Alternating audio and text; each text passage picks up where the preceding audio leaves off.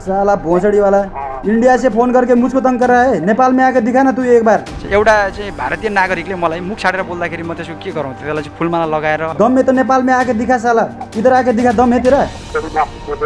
तेरा बापू में इधर नेपाल में आके दिखा तू। पछि त्यो बद्लिँदाखेरि त्यही सामान्य व्यक्ति पनि निकै असामान्य बनाउन सक्छ। यो कुरामा मेडिकल माफियाहरूले अहिले नै बेलैमा होस पुर्याउनु पर्छ। कसैलाई तपाईँ घिसार्छु, घिसारेर ल्याउँछु भन्नुभएको थियो, घिसार्नु भयो। 10,000 रुपियाँ तपाईँको सामान्य तपाईँलाई ज्वरो आएछ भने 8-10 हजार रुपियाँको बिल तपाईँको हातमा आइपुग्छ अनि बिरामी बन्दक बनाइन्छ। तपाईँ भर्खरै मन्त्रीमा पुग्नु पाउनु भएको छैन, एमसिसी पास गर्नुपर्छ भनेर त्यो विवादास्पद विषयमा त्यसमा किन पक्क बोल्नु परेको? म त्यसमा मैले तपाईँ 60 लाखको बाइक चढेर हिँड्नुहुन्छ अरे। 60 लाखको बाइक कहाँ छ? त्यो बाइक कस्तो हुन्छ? 60 लाखको बाइक एकचोटि मलाई दर्शन गर्न दिनुहुन्छ? त्यो बाइक त त्यही त। तपाईँले चितवन मेडिकल कलेजमा पढ्दाखेरि जम्मा 10 लाख रुपियाँमा पढ्नु भएको छ। विप्लवको छोरा भनेर तपाईँले त्यो लाभ लिनुभएछ, त्यो धम्क्याएरै होला।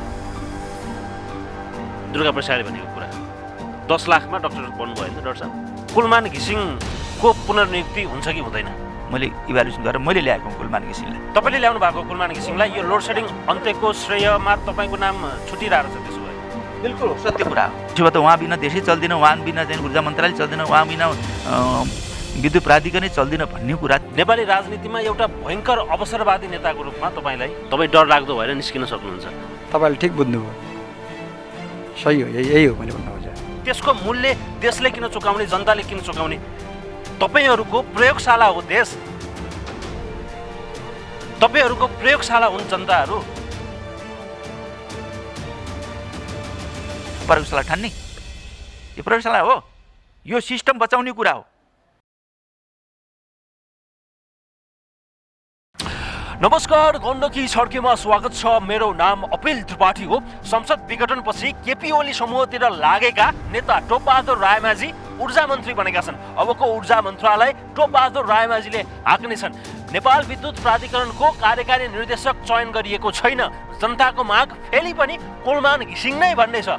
जनताहरूले कुलमान घिसिङलाई फेरि विद्युत प्राधिकरणमा देख्न चाहिरहेका छन्। जनताले चाहेको कुरा मात्र होइन, कुलमान घिसिङ क्षमतावान छन्, योग्य छन् भनेर उनले आफ्नो कार्यकालमा प्रमाणित समेत गरिसकेका छन्। ती जनताले चाहेका र प्रमाणित गरेका कुलमान घिसिङलाई यी भर्खरै बनेका मन्त्रीले विद्युत प्राधिकरणको जिम्मेवारी सुम्पिन्छन् त? यदि सुम्पिन्नन् भने जनताले पनि रोजेको, क्षमता योग्यता पनि भएको, प्रमाणित समेत गरिसकेको व्यक्तिलाई फेरि विद्युत प्राधिकरणको नेतृत्व दिन यी मन्त्रीलाई केले छेक्छ? यस विषयमा हामीले भर्खरै बनेका ऊर्जा मन्त्रीसँग जवाफ मागेका छौँ। यो सँगसँगै प्रचण्डलाई छोडेर केपीतिर लागेका यी टोपबहादुर रायमाझीसँग पछिल्लो राजनीतिक घटनाक्रमबारे हामीले खास संवाद गरेका छौँ। यो विषय प्रस्तुत गर्नुभन्दा अगाडि आजको पहिलो विषय, प्रतिबन्धित नेकपाका महासचिव नेत्र विक्रम चन्द विप्लवका छोरा डाक्टर प्रकाश चन्द र व्यवसायी दुर्गा प्रसाई बीचको लफडा, वार, युद्ध अझै सकिएको छैन। डाक्टर प्रकाश चन्दले दुर्गा प्रसाईलाई मेडिकल माफियाको आरोप लगाइरहेका छन्। दुर्गा प्रसाईले त्यसलाई सिद्ध गर्न, पुष्टि गर्न, तथ्यले पुष्टि गर्न चुनौती दिइरहेका छन्। उनीहरूको यो वार, उनीहरूको यो आरोप प्रत्यारोपको श्रृङ्खला केही समय अगाडि ठुलो विवादित विषय बनेको थियो। त्यो विवादको श्रृङ्खला अझै सेलाएको छैन, बरु अर्को एउटा नयाँ प्रकरण थपिएको छ। विप्लवका छोरा डाक्टर प्रकाश चन्दलाई भारतीय नम्बरबाट फोन आएको छ। दुर्गा प्रसाईको नाम लिँदै धम्क्याउने प्रयास गरिएको छ। विषयको सुरुवात यो कल रेकर्डबाट गर्ने अनुमति चाहन्छु। 2 मिनट समथिङको यो कल रेकर्डबाट विषयको सुरुवात गरौँ। आप कौन बोल रहे हैं? प्रकाश बोल रहा है ना? हाँ, मैं प्रकाश बोल रहा हूँ। प्रकाश बोल रहे हो? हाँ हाँ, मैं प्रकाश बोल रहा हूँ। बोल रहे हो? हाँ हाँ हाँ हाँ। क्या है आपका? कहाँ से आए हैं आप? मैं तुम्हारा बाप बोल रहा हूँ। दुर्गा जी को बहुत तंग करता है ना? किसको?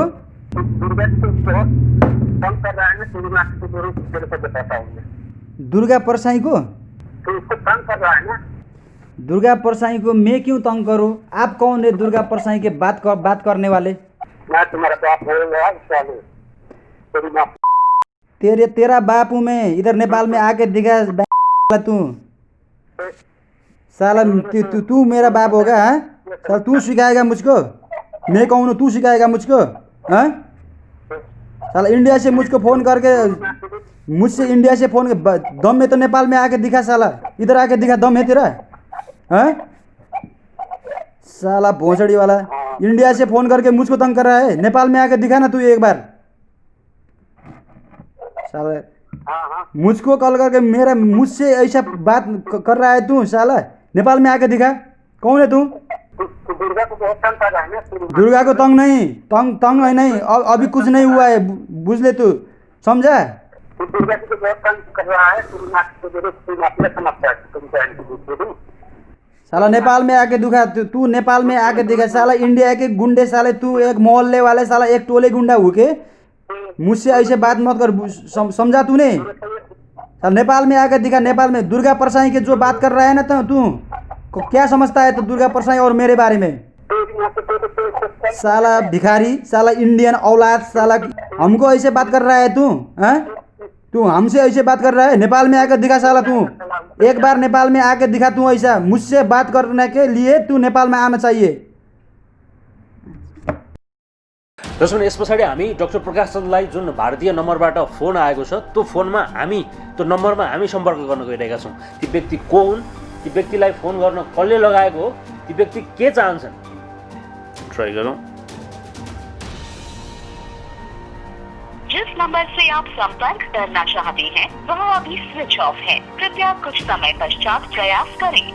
दर्शक यो नम्बर स्विच अफ भएको देखाएको छ, यसलाई हामी भोलि एकचोटि फेरि ट्राई गर्छौँ, एकछिनमा फेरि ट्राई गर्छौँ यो नम्बरमा सम्पर्क हुन्छ कि हुँदैन। अहिले चाहिँ यो नम्बर स्विच अफ देखाएको छ, तर त्यो नम्बर अहिलेसम्म पनि स्विच अफ छ। फोनमा दुर्गा प्रसाईको नाम लिँदैमा त्यो फोन गर्न दुर्गा प्रसाईले नै लगाएका हुन् भनेर किटान गर्न सकिँदैन, तर स्वाभाविक शङ्काको सुविधा चाहिँ हुन्छ नै। यहाँ केही सम्भाव्यताहरू छन्, जस्तो सम्भाव्यता नम्बर 1, दुर्गा प्रसाई आफैले प्रकाश चन्दलाई फोन गरेर धम्काउन लगाएका हुन सक्लान्। सम्भाव्यता नम्बर 2, दुर्गा प्रसाईका शुभचिन्तकले आफैले, दुर्गा प्रसाईले नभनिकन आफैले फोन गरेर धम्काउने प्रयास गरेको हुन सक्लान्। सम्भाव्यता नम्बर 3, दुर्गा प्रसाई अथवा डाक्टर प्रकाश चन्दका कोही विरोधी, आलोचक अथवा दुश्मनहरूले यो उनीहरूको विवादलाई अझ उत्कर्षमा पुर्याइदिनको लागि यो किसिमको धमिलो पानीमा माछा मार्ने प्रयास गरेको हुन सक्लान्। यी सम्भाव्यताको कुरा भए। यस विषयमा डाक्टर प्रकाश चन्द के भन्छन् उनको प्रतिक्रिया सठिकमा हामीले राख्न गइरहेका छौँ। स्मरणीय छ, दुर्गा प्रसाईले डाक्टर प्रकाश चन्दलाई 60 लाखको बाइक चढ्ने गरेको त्यो पैसाको स्रोत के हो? त्यस्तै गरी डाक्टर प्रकाश चन्दले चितवन मेडिकल कलेजमा जम्मा 10 लाख रुपियाँ तिरेर धम्काएर थर्काएर 10 लाख रुपियाँ मात्रैमा डक्टरी गरेको आरोप लगाउँदै आइरहेका छन्। यो आरोपको विषयमा पनि डाक्टर प्रकाश चन्दसँग हामी जवाफ लिँदैछौँ। यो सामग्री हेर्नुहोस्। डाक्टर साहब नमस्ते, स्वागत छ। धन्यवाद। यो फोनमा भएको कन्भर्सेसनमा भएका व्यक्ति, सुनिएका व्यक्ति को हुन्? होइन, उनी त अब तपाईँको इन्डियन हुन्, एउटा भारतीय चाहिँ व्यक्ति हुन् जो कोहीबाट परिचालित छन्। कोबाट? उनले भनेकै उनको अडियो नै सुन्दाखेरि दुर्गा प्रसाईबाट। दुर्गा प्रसाईले तपाईँलाई के थर्काउन लाए, धम्काउन लाए ती मान्छेलाई प्रयोग गरेर? अडियोमा त्यस्तै सुनिन्छ। दुर्गा प्रसाई त्यतिसम्मको काम गर्ने मान्छे हुन् र तपाईँलाई एउटा कोही भारतीय नागरिकलाई चाहिँ फोन गरेर प्रकाश चन्दलाई थर्का धम्की दिए भनेर फोन गर्न लाउने त्यहाँसम्म लेभलको मान्छे हुन्? बाहिर त्यस्तै छ, बाहिर त्यसै भन्छन्। तपाईँलाई पनि त्यस्तै लाग्छ? लाग्ने नलाग्ने भन्दा पनि मलाई त म उहाँलाई व्यक्तिगत हिसाबले म चिन्दा पनि चिन्दिनँ होइन। बाहिर जे खालको उहाँको एउटा छ र उहाँको अभिव्यक्तिले जे खालको उहाँको एउटा क्यारेक्टर बाहिर बनेको छ त्यसैको आधारमा बोल्ने त हो नि। यो दुर्गा प्रसाई र प्रकाश चन्दको चाहिँ यो दोस्रो अध्यायको महाभारत चलिरहेछ होइन अहिले? होइन, यो महाभारत अथवा त्यो एउटा कुनै हाँसी मजाको कुरा भएन। यो चाहिँ हामीहरूले जसका लागि चाहिँ सङ्घर्ष गर्दैछौँ, यो त्यही सङ्घर्षको एउटा कडी हो। यो धेरै लामो टिक्दैन, कुनै न कुनै हिसाबले यो विवाद समाधान हुनुपर्छ। त्यसको लागि पहल गर्नुभएको छ? दुर्गा प्रसाईसँग तपाईँको पछाडि छलफल गर्ने भएको छ कि भएको छैन? अनि छलफल मैले उहाँसँग एक्लै गर्ने कुराकानी भएन। मैले तपाईँको टेलिभिजनबाट चाहिँ उहाँले आफ्ना गतिविधि सच्याउनुपर्छ भन्ने कुरा यही त हो पहल भने। तपाईँको टेलिभिजन त उहाँले नै हेर्नुहुन्छ होला नि त। फोन आएपछि त तपाईँ धम्की दिइहाल्नु रहेछ मान्छेलाई। फेरि चितवन मेडिकल कलेजले तपाईँलाई बिरामीको उपचार गर्न सिकायो कि धम्क्याउन सिकायो? अनि यसरी नै बोल्दाखेरि मलाई चाहिँ तपाईँको अब धम्की भन्नुहुन्छ नि त म के भनौँ होइन। त्यो धम्की बोल्नुभन्दा अगाडि चाहिँ त्यो व्यक्तिले अरू केही बोलेको कुरा पनि त हामीले सुन्नु पर्ला नि त। यत्रा बिरामीहरूसँग हामी यत्रा युवा यत्रा साथीहरूसँग हामी डे टु डे हजारौँ कलहरूमा कुराकानी गरेर हुन्छौँ। कुनै कलमा पनि तपाईँले त्यस्तो सुन्न सक्नुहुन्न। तर एउटा चाहिँ भारतीय नागरिकले मलाई मुख छाडेर बोल्दाखेरि म त्यसको के गरौँ, त्यसलाई चाहिँ फुलमाला लगाएर अथवा त्यसको चाहिँ सेवा सत्कार चाहिँ तपाईँको नमस्कार हजुर भनेर बोल्ने कुरा त आउँदैन नि त। तपाईँ दुर्गा प्रसादले नै लगाएको व्यक्ति हुन्, परिचालन गरेका व्यक्ति हुन् भन्ने कुरामा तपाईँ विश्वस्त हुनुहुन्छ? अडियोमा त्यस्तै सुनिन्छ। अडियोमा त सुनियो हामीले, तर त्यसका त अरू धेरै पाटा पक्षहरू हुन सक्छन्। दुईजनाको बिचमा विवाद छ भनेपछि अर्को तेस्रो व्यक्ति आएर त्यहाँ खेलेको हुनसक्छ। थुप्रै सम्भावनाहरू छन् नि त त्यहाँ त। अनि मैले अघि नै भने त्यो चाहिँ हुनसक्छ, सम्भावनाहरू धेरै हुनसक्छन्। मैले उहाँलाई नै यही नै हो भन्ने म पुगिसकेका छैन, हामी पनि छानबिन गर्दैछौँ नि। तर त्यो कुरा चाहिँ डिफाइन भइसके पछाडि अर्को ढङ्गले जाला। दुर्गा प्रसाईले अरू सार्वजनिक हिसाबले सार्वजनिक ठाउँमा के खालका अभिव्यक्तिहरू दिँदै हिँडेका छन् त्यसको प्रश्न बनाएर म तपाईँलाई सोध्दिनँ। तर लास्ट टाइम मैसँग भनेका कुराहरू जो तपाईँमाथि प्रश्न गर्नुपर्ने छन्, यो संयोगमा ती प्रश्नहरू तपाईँसँग म राख्न चाहन्छु। पहिलो कुरा, तपाईँले चितवन मेडिकल कलेजमा पढ्दाखेरि जम्मा 10 लाख रुपियाँमा पढ्नु भएको छ। त्यहाँभन्दा पैसै बुझाउनु भएको रहेछ। विप्लवको छोरा भनेर तपाईँले त्यो लाभ लिनुभएछ, त्यो धम्काएरै होला। दुर्गा प्रसादले भनेको कुरा 10 लाखमा डक्टर बन्नुभयो नि त डाक्टर साहब। अनि त्यसो भए म दुर्गा प्रसाईलाई अरूलाई पनि धम्काउन लाउँला नि त। 10 लाखमा पढाए हुन्छ नि दुर्गा प्रसाईले। त्यस्तो आरोप लगाउने हो भने त म चाहिँ तपाईँको संयोग भाइहरू जाला नि धम्काउन भोलि। उहाँले पनि एफिलिएसनको लागि मरिहत्ते गरेर नेताको ढोकामा गएर ढकढकाइराख्नु भएको छ। कहिले चाहिँ तपाईँको 20 करोड रुपियाँ माग्यो, कहिले के माग्यो भन्ने एडभोकेसी गर्दै हिँड्नुहुन्छ। धम्काएरै हुँदो रहेछ भने त त्यसो भए पठाउँला नि त। 100 हजारौँ भाइ 100 छन् त भाइहरू यहाँ चाहिँ तपाईँको डक्टर पढ्ने भाइहरूलाई म पठाउँछु। गएर धम्काएर त्यहाँ दुर्गा प्रसादलाई सातो खाने गरेर धम्काएर चाहिँ ल 10 लाखमा 5 लाखमा पढाउ त भाइहरू। ल कति पैसा तिरेर पढ्नुभयो तपाईँ? मैले अस्ति पनि भने 33,84,000 रुपियाँ। 3 लाख रुपियाँ 3 लाख चाहन्छु मैले त्यहाँ फाइन मात्रै तिरेको छु टाइममा पैसा बुझाउन नसकेर। अनि यो कुरा दुर्गा प्रसादले जे मन लाग्छ त्यतिकै एउटा चाहिँ त्यो जे बनाएको छ उहाँको, अनि त्यतिकै मान्छेले जे मन लाग्छ मुखमा जे आयो त्यो प्याच प्याच प्याच प्याच बोल्दै हिँड्ने हो। केही प्रमाण तथ्य कि आधार केही हुनु पर्दैन बोल्दा। 33 लाख रुपियाँ तिरेको प्रमाण भेटिन्छ चितवन मेडिकल कलेजमा गएर खोज्यो भने? अनि त्यो त किन नभेट्नु, तिरेको कुरा नभेटिने भन्ने हुन्छ कि त षड्यन्त्र गर्नु पऱ्यो अर्को। उनीहरूले हामीलाई कागज दिएको छ नि त तपाईँको 33,84,000 रुपियाँको। 3 लाख रुपियाँ फाइन मात्रै भनेर रामहासी ठाकुर भन्ने त्यहाँको एकाउन्टेन्टले भन्नुभयो, कागज दिनुभएको छ। अझ बढी चाहिँ तपाईँको तिर्ने विद्यार्थीहरू छन् त्यहाँ, अलिक कममाथि पढ्ने विद्यार्थीहरू पनि छन् नभए होइनन्। अनि हाम्रै क्लासमा तपाईँको लाखौँ लाख 10औँ लाखको भ्यारिएसन पनि थियो। अब अर्को कुरा छ, तपाईँ 60 लाखको बाइक चढेर हिँड्नुहुन्छ अरे। 60 लाखको बाइक कहाँ छ? त्यो बाइक कस्तो हुन्छ 60 लाखको बाइक? एकचोटि मलाई दर्शन गर्न दिनुहुन्छ? त्यो बाइक त त्यही त, त्यो दर्शन गर्न पाए त तपाईँले मात्र होइन मैले नि गर्थेँ फेरि पनि होइन। त्यो चाहिँ 60 लाखको बाइक जे कुरा बाहिर गरिएको छ अनि त्यस्तो होइन। विषयवस्तु चाहिँ तपाईँको त्यसलाई तोडमोड गरियो होइन, त्यसलाई षड्यन्त्रपूर्ण ढङ्गले चाहिँ एउटा चाहिँ हामीलाई व्यक्तिगत हिसाबले अथवा चाहिँ आक्षेप लगाउने हिसाबले मात्रै केही व्यक्तिहरूले चाहिँ अथवा केही व्यक्तिका चाहिँ आसेपासे मिडियाहरूबाट त्यो कुरा ल्याइयो अगाडि। त्यो फोटो पनि सार्वजनिक भएको छ, त्यो 60 लाख पर्ने हो अरे त्यो बाइकलाई। त्यो बाइक तपाईँको हो कि होइन, अथवा त्यो के हो यो कुरा चाहिँ खास? अनि त्यही त तपाईँ फोटो खिच्दैमा बाइक त्यो साधन आफ्नो हुने भए त। अनि अहिले हामी एउटा स्कुलको प्राङ्गणमा फोटो खिच्यो, यो स्कुल हाम्रो होइन, अथवा भोलि चाहिँ तपाईँको ल कुनै हेलिकप्टरसँग फोटो खिचाउँला त्यो हेलिकप्टर हाम्रो होइन, कोही ल तपाईँको मोडलहरूसँग फोटो खिचाउँ त्यो मोडल हाम्रो भन्ने त हुँदैन नि त होइन। त्यो त तपाईँको फोटो त जसरी खिच्न सकियो नि त। फोटो खिचेका सबै चिज हाम्रा हुन्छ नि त, त्यो होइन नि। त्यसरी चित्रण गर्नु हुँदैन, त्यो षड्यन्त्र हो। तपाईँको बाइक होइन त्यो फोटो कसरी सार्वजनिक भयो? त्यो फोटो त तपाईँको एउटा बाइक एउटा हार्ले डेभिडसन चाहिँ हामीले तपाईँले नि भन्नुभयो दर्शन गर्न पाइन्छ, तपाईँले त्यस्तो दर्शनै गर्न तपाईँलाई पनि मन लागेको रहेछ नि त। अनि त्यो एउटा बाइक देखिसके पछाडि त यतिको बाइक यसो फोटोसोटो खिच्न पाए हुन्थ्यो भन्ने भयो। फोटो खिचियो, युवा अवस्था एउटा त्यो मेन्टालिटी सबैको हुन्छ, त्यो मेरो पनि छ, तपाईँ जस्तै म पनि मान्छे हुँ। के बाटोमा भेटिएको बाइक थियो? त्यो ऱ्यान्डम बाटोमा भेटिएको बाइक थियो, तपाईँले त्यो बाइक चाहिँ ल यो बाइक रहेछ भनेर अनि फोटो खिच्नु भएको हो?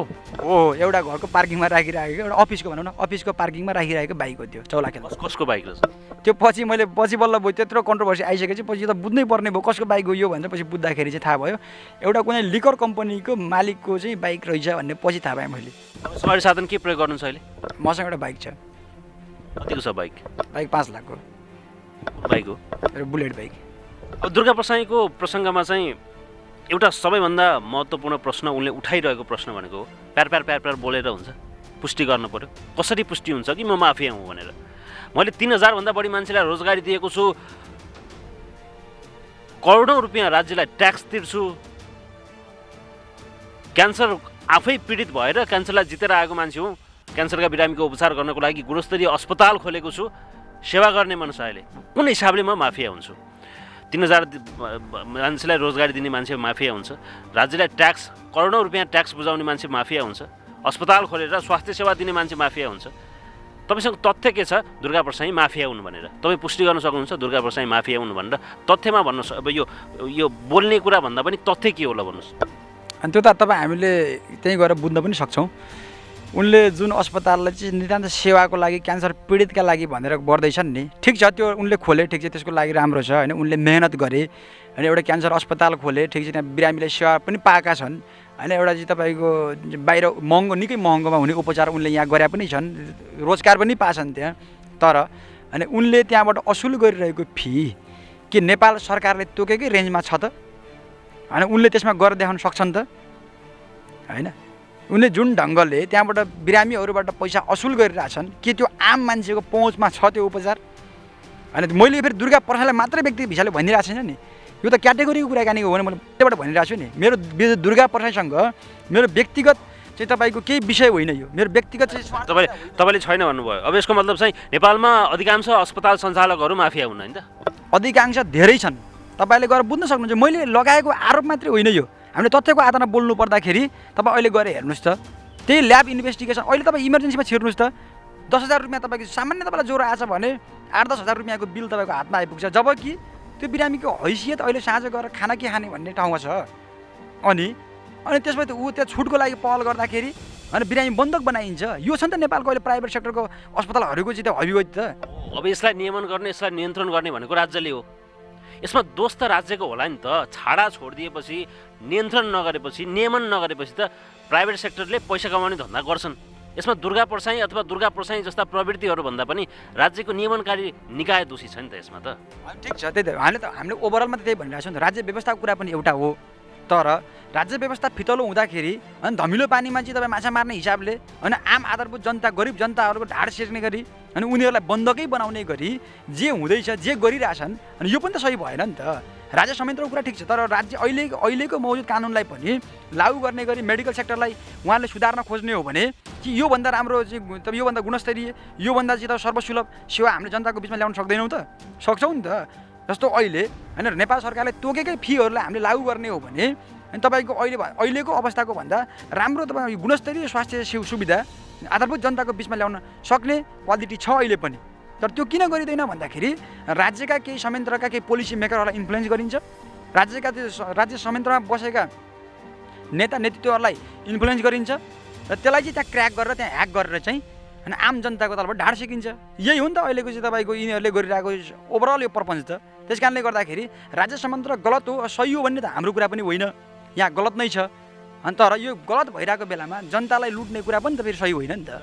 अब राज्य संयन्त्र र अस्पताल सञ्चालकहरूको सेटिङ छ भन्ने आशय होला तपाईँको एक हदसम्मको होइन? अब यसमा प्रकाश चन्द अथवा प्रकाश चन्द जस्ता प्रवृत्तिहरू, पात्रहरूले चाहिँ के गर्न सक्छन्? जब राज्य र नियमन गर्नुपर्ने निकाय र नियमनमा बस्नुपर्ने निकाय दुवैजना मिलेका छन् भने त अब यहाँ कसले के गर्न सक्छ? यहाँ त्यही त मैले यो बारम्बार भनिरहेको छु, हेर्नुहोस्, विषयवस्तु झन्भन्दा झन् पेचिलो, झन्भन्दा झन् गम्भीर देखिन्छ होइन। ओभरअल अहिलेको पोलिटिकल क्राइसिस तपाईँले हेर्नुभयो भने, यसलाई एनालाइसिस गर्नुभयो भने होइन, अबको अगाडिको बाटो निकै नै अन्धकार देखिन्छ। यसमा युवाको भूमिका अझ डरलाग्दो चाहिँ तपाईँको एउटा निराशाजनक देखिन्छ। युवाको अबको निकास भन्ने कुरा होइन अझ चाहिँ तपाईँको कता हो कता चाहिँ कल्पनाभन्दा बाहिरको कुरा देखिन्छ।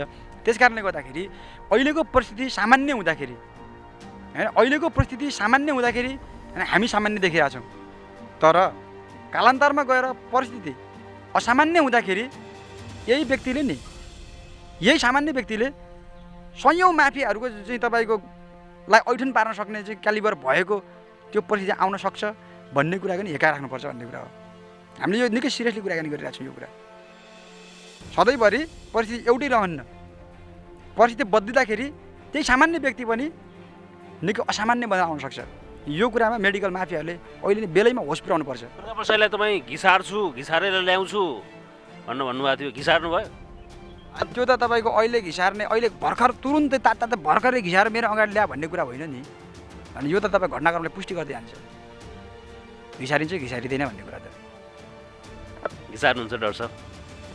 अनि इथिकल्ली मेरो प्रोफेसनको हिसाबले तपाईँको त्यो ठिक छ, तपाईँहरूलाई एउटा लाग्ला होइन, तर आम जनताको विषयलाई लिएर अगाडि सङ्घर्षमा दौडिँदाखेरि सबै विषयहरू हामीले सामना गर्नुपर्ने हुन्छ। तपाईँले एउटा समयको प्रतीक्षा गर्ने कुरा गरिरहनु भएको छ। समय सधैँ एउटै हुँदैन। एउटा सामान्य मान्छे असामान्य बनेर निस्किन बाध्य हुन्छ, व्यवस्था यस्तै भयो भनेर इङ्गित गर्न खोज्दै हुनुहुन्छ। त्यो भनेको चाहिँ अब पछाडिको स्थिति चाहिँ डरलाग्दो हुनसक्छ होइन त। तपाईँ डरलाग्दो भएर निस्किन सक्नुहुन्छ अथवा तपाईँ आबद्ध मानिसहरू डरलाग्दो भएर अब निस्किन सक्नुहुन्छ भन्ने हो होइन? तपाईँले ठिक बुझ्नुभयो, सही हो, यही हो मैले भन्न खोजेँ।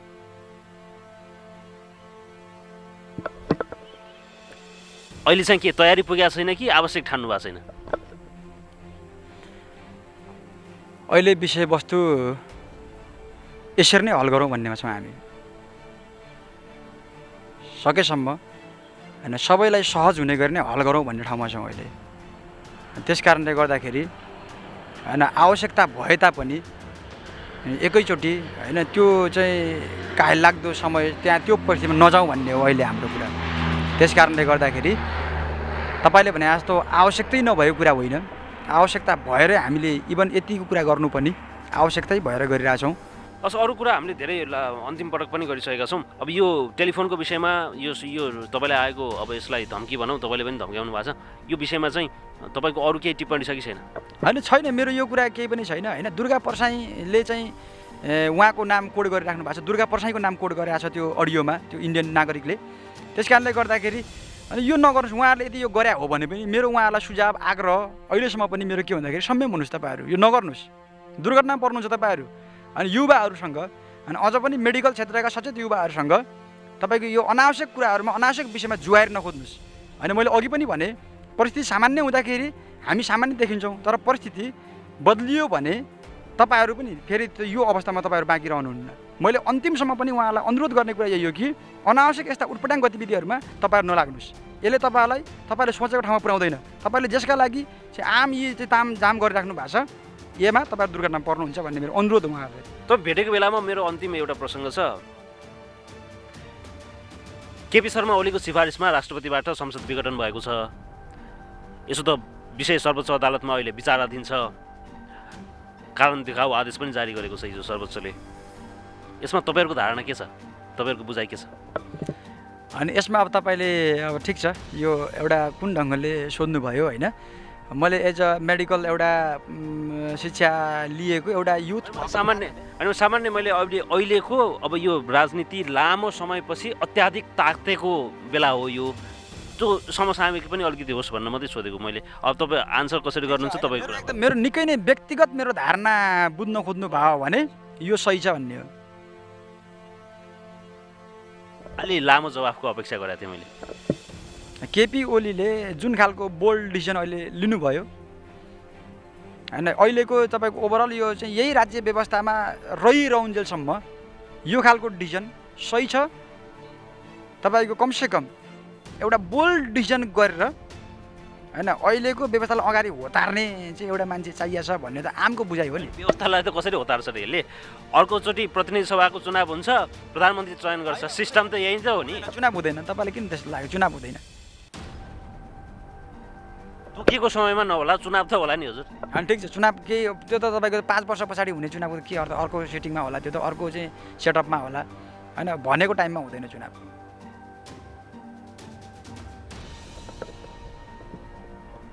भन्नाले यो व्यवस्था नै भत्काउने खालको सेटिङ हो यो, मतलब तयारी हो। म त्यसरी नै बुझ्दिनँ म त होइन। तपाईँको त्यो व्यवस्थै भत्काउन सक्ने हुती पनि छैन नेताहरूको चाहिँ यहाँ। अनि त्यस्तो हुती त्यत्रो ताकत भएका पनि होइनन् यिनीहरू। अनि तर अहिलेकै चाहिँ कम्पेरिटिभली अहिलेकै उनीहरूकै भित्रको चाहिँ त्यो गोलचक्कर हेर्ने हो भने होइन अरू चाहिँ भन्दा केही न केही चाहिँ बोल्ड डिसिजन चाहिँ हो भन्ने त हो नि त। फेरि तपाईँलाई चाहिँ सर्वोच्चले पनि संसद पुनर्स्थापित गर्छ भन्ने लाग्दैन? लाग्दैन, नगरोस् भन्ने हो मेरो त। किन गर्ने होइन तपाईँको फेरि अनि तपाईँको यिनीहरूलाई फेरि सबै टेकाउनु पर्ने होइन। अहिले तपाईँ देख्नु भएन यत्रो सांसद कसैलाई चाहिएको छैन, किन त्यो प्याउ प्याउ प्याउ प्याउमा गर्नु पऱ्यो माथि?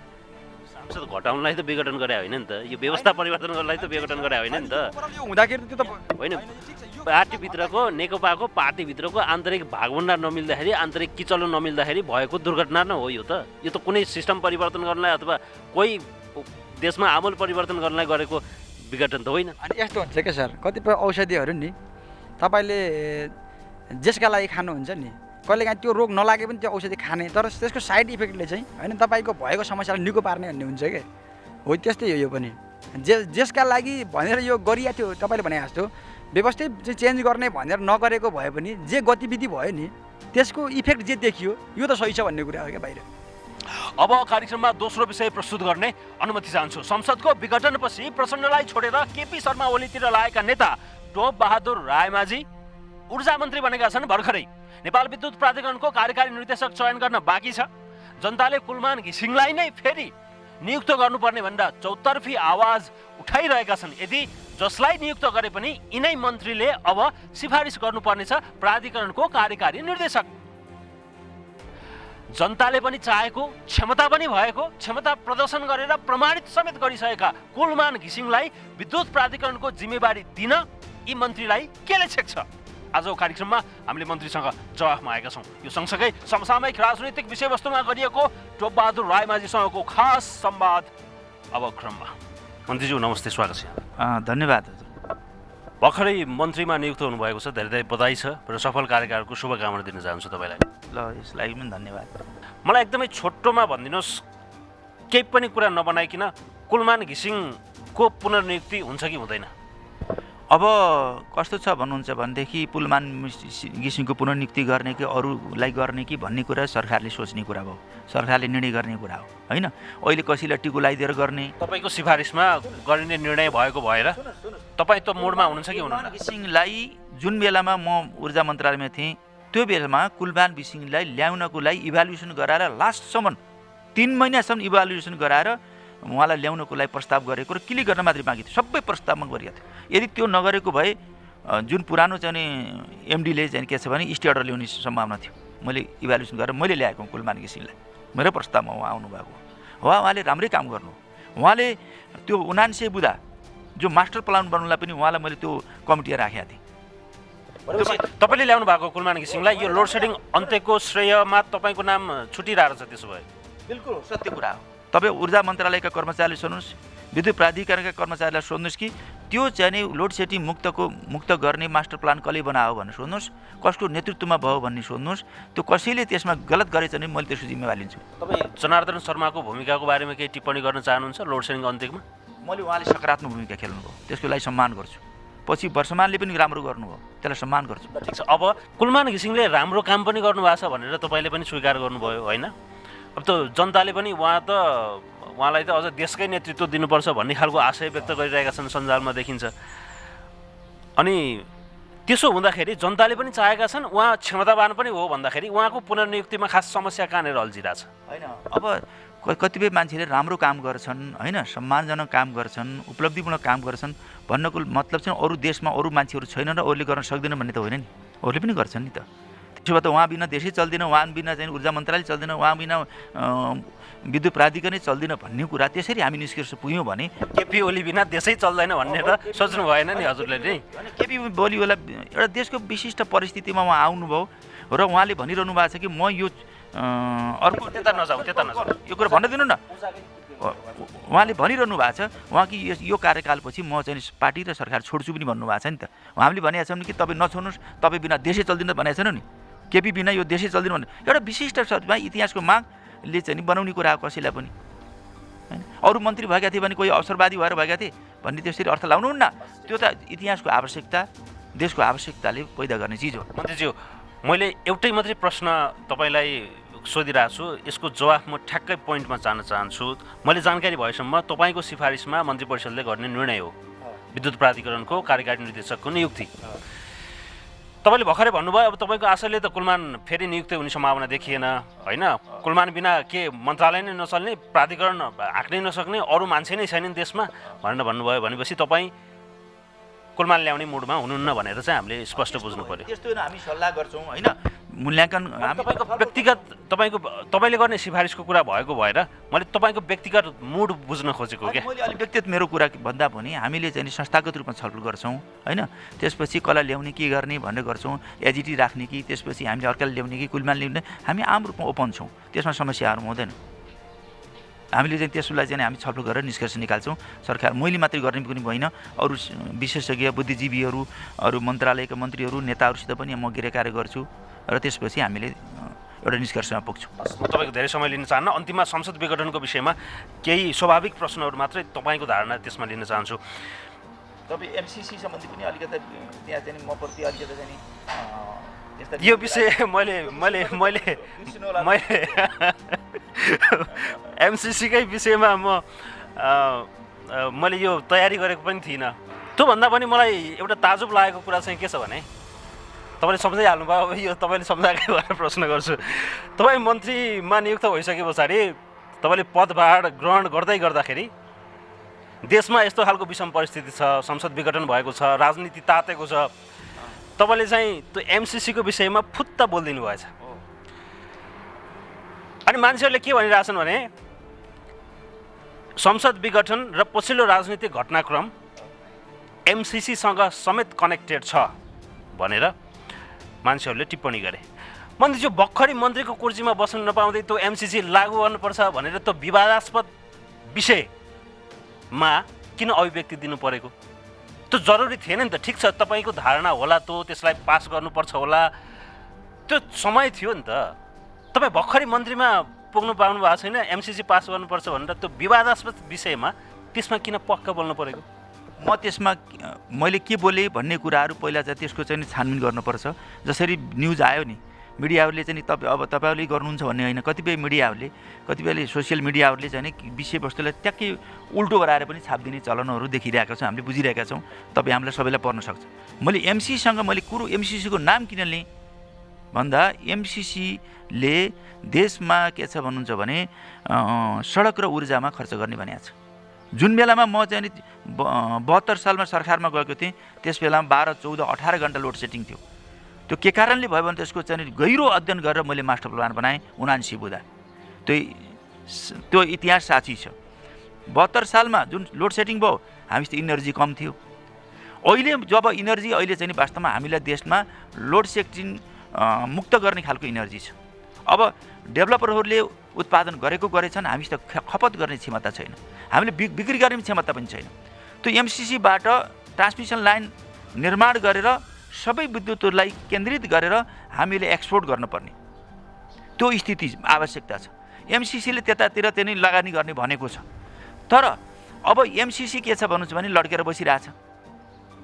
मेरो भनाइको तात्पर्य के हो भनेदेखि यो एमसिसी या खारिज गरौँ, अनिर्णयको बन्दी नबनाउँ, या त देशको हित विपरीत, राष्ट्रको हित विपरीत त्यस्ता किसिमका प्रावधान छन् भने हटाएर गर्नुपर्ने हो कि खारिज गर्नुपर्ने, यो निर्णय गर्नु पर्यो। निर्णय गर्नुपर्छ अब तुरुन्तै। यसलाई मैले लागू गर्ने भनेको छैन।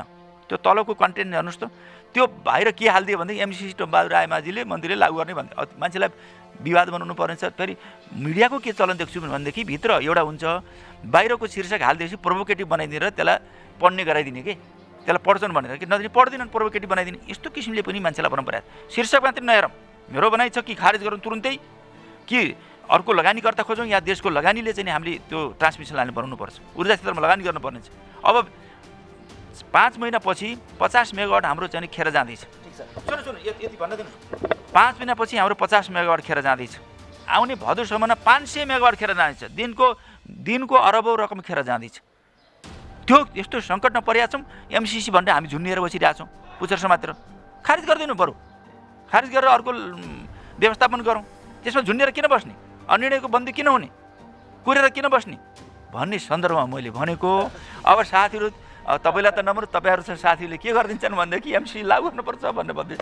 यस्तो किसिमको मिडियाको पनि एउटा मोरल हुन्छ, एउटा सामान्य इमान्दारिता हुन्छ। त्यो कुरा तपाईँहरूले कायम गरिदिनुहोस् भन्ने मलाई लाग्छ। लामो समयसम्म एउटा क्रान्ति गर्ने भनेर, एउटा परिवर्तन गर्ने भनेर एउटा उचाइसम्म अथवा एउटा ठाउँसम्म ल्याउनु भएका सहयात्री, प्रिय मित्र, सहयात्री प्रचण्डभन्दा केपी ओली तपाईँको प्रिय बन्न पुग्नुभयो। कसरी भयो यो चाहिँ? यो आश्चर्य, हामी आश्चर्य मान्नुपर्ने कुरा हो कि हामी राजनीति बुझ्दैनौँ भनेर हामीले बुझ्ने खालको स्तरको राजनीति हुँदैन भन्ने हो नेपालमा खासमा, कि तपाईँलाई अवसरवादी भन्ने हो? अरू मान्छेहरूले टिप्पणी गरेको जस्तै तपाईँ अवसरवादी हो?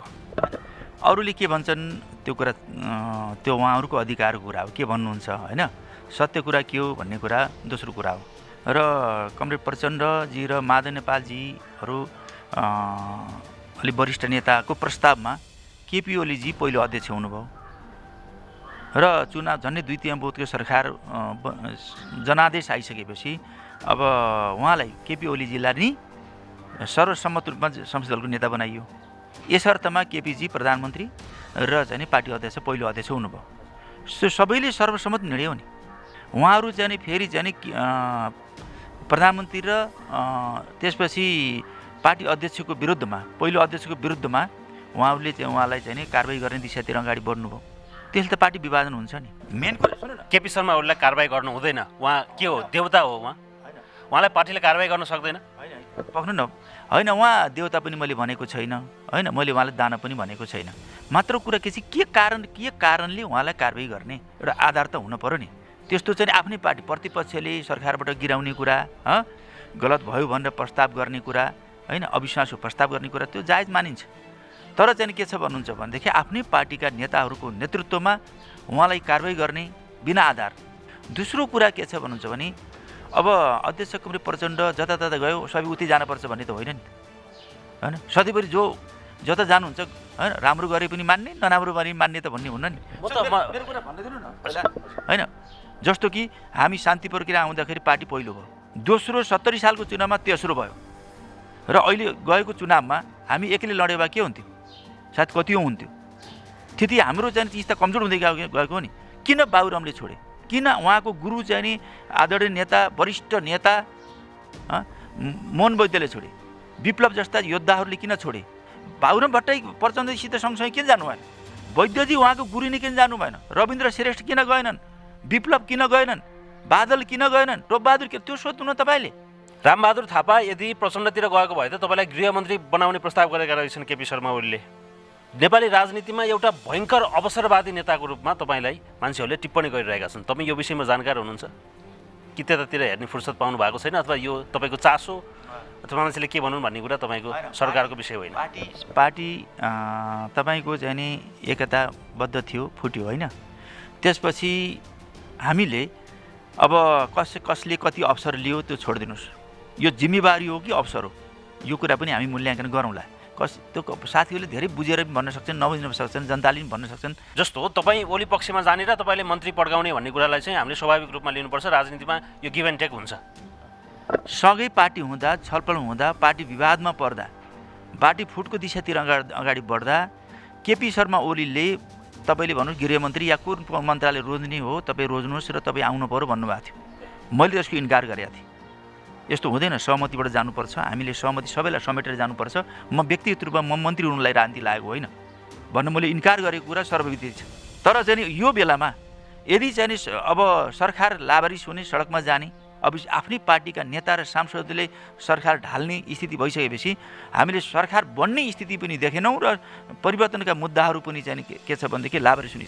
यो स्थिति भनेको अब सरकारको मोर्चा छोडेर साथीहरू सडकमा जानुभयो, परिवर्तनको मुद्दालाई संस्थागत नगर्न नसक्ने, विकास र समृद्धिको एजेन्डालाई केन्द्रित गरेर हाँक्नुपर्ने, त्यो दिशातिर अगाडि लानुपर्नेमा त्यो मेरो विचारमा पुरानो आन्दोलन र पुरानो चाहिँ नि युद्धको धङधङी हो कि जसलाई सडकमा जाने बानी लागेको कि।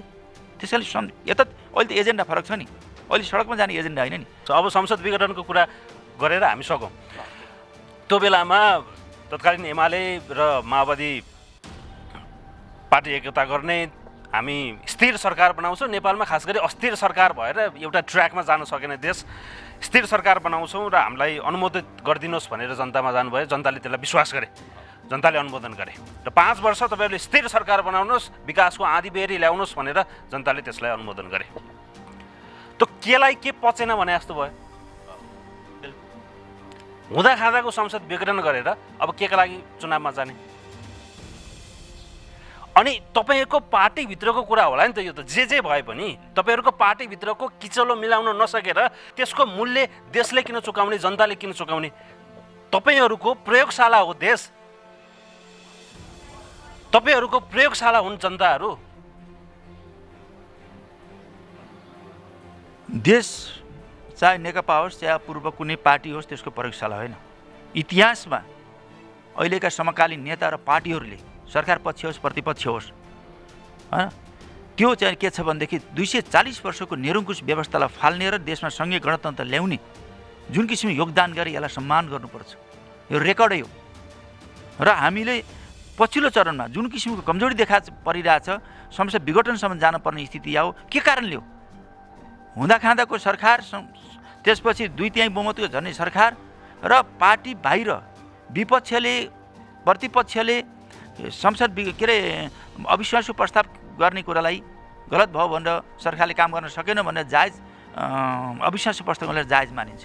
पार्टीभित्रैबाट आफ्नै नेताले सांसदले अविश्वासको प्रस्तावको लागि अगाडि बढिसकेपछि अनि पछि त्यो संसद प्रधानमन्त्रीले सर्वसम्मत जाने जनादेश लिएको सर्वसम्मत जाने कि संसदको नेता भएको र प्रधानमन्त्री भएको प्रधानमन्त्रीले अब चाहिँ के छ भनेदेखि हातखुट्टा बाँधेर काम गर्न नसक्ने स्थिति आइसकेपछि देश अब अनिर्णयको बन्दी बन्न हुन्न, नयाँ ताजा जनादेश जानुपर्छ भन्ने कुरालाई चाहिँ प्रयोगशाला ठान्ने। यो प्रयोगशाला हो, यो सिस्टम बचाउने कुरा हो। यो सिस्टम जो हामीले चाहिँ लडेर 100औं वर्षदेखि लिएका छौँ नि सङ्घीय गणतन्त्र, त्यो संविधान बचाउने सिस्टम बचाउनेसँग सम्बन्धी हो। जो पार्टीभित्रैबाट अविश्वासको प्रस्ताव पेश गर्दा उहाँहरूसित संसद सुन्नुहोस् उहाँहरूले विषय अधिवेशन बोलाउनलाई चाहिँ 25% लाग्छ, 25% सांसदहरूको मत भइ पुग्छ। तर उहाँहरूसित सरकार गिराउने र सरकार बनाउने हैसियत छैन। त्यस्तो अवस्थामा यदि सरकार कसैले सहयोग गरेर सरकार गिरो भने, सरकार बनेन भने अहिले त्यो चाहिँ नि सरकार चाहिँ सडकमा जाने र परिवर्तनको मुद्दाहरू सडकमा जाने देश कोल्याप्स हुने, देशको सिस्टमै खत्तम हुने, परिवर्तन मुद्दाहरू नै खत्तम हुने स्थिति आइसकेपछि त्यो परिवर्तनको मुद्दा बचाउनको लागि समस्या विघटन गरेर नयाँ ताना जनादेशमा जानु त्यो प्रगतिशील हो या चाहिँ परिवर्तनका मुद्दाहरूलाई चाहिँ सडकमा ल्याएर पछाडेर देशलाई अराजकतिर ल्याउने सही कुरा हो। केपी शर्मा ओलीलाई पार्टीभित्रको विवाद छ। अब तपाईँहरूको छलफल कसरी हुन्छ त्यो हामीलाई थाहा हुने कुरा भएन, तर विवाद छ, सामान्यतः विवाद छ। अब त्यो विवादको हिसाबले अब सरकारको नेतृत्व गर्ने व्यक्ति चेन्ज गर्नुपर्छ भनेर अविश्वासको प्रस्ताव लाने तयारी थियो। त्यो अविश्वासको प्रस्ताव लाने भन्ने कुरा त्यो त प्र्याक्टिकल कुरा होला नि त, त्यो त व्यवहारिक कुरा र स्वाभाविक कुरा होला नि त। नत्र त एउटा प्रधानमन्त्री तानासाना हुने सम्भावना देखिएन भनेको के, एउटा मान्छेलाई अविश्वासको प्रस्ताव लानै नहुने भनेको त देवत्वकरण भएन भनेको के। त्यस्तो के कारण हो? पार्टीभित्र बहस गरेर नेतृत्व परिवर्तन गर्ने होइन, पार्टीका चाहिँ गल्ती कमजोरीलाई करेक्सन गर्ने विषयमा त्यो चाहिँ नि छलफल गर्नु पर्दैन। यो जुन किसिमको विचार जो आयो, जुन कारणले हटाउन खोजियो, त्यो कुनै विचार, राजनीति, योजना, कार्यक्रम, विधि, प्रक्रिया, मापदण्ड, राष्ट्रप्रति, जनताप्रति, विकासप्रति, समृद्धिप्रति, कोरोनाप्रति या चाहिँ नि बाढी पहिरोप्रति केन्द्रित भएर भएको विकास हो।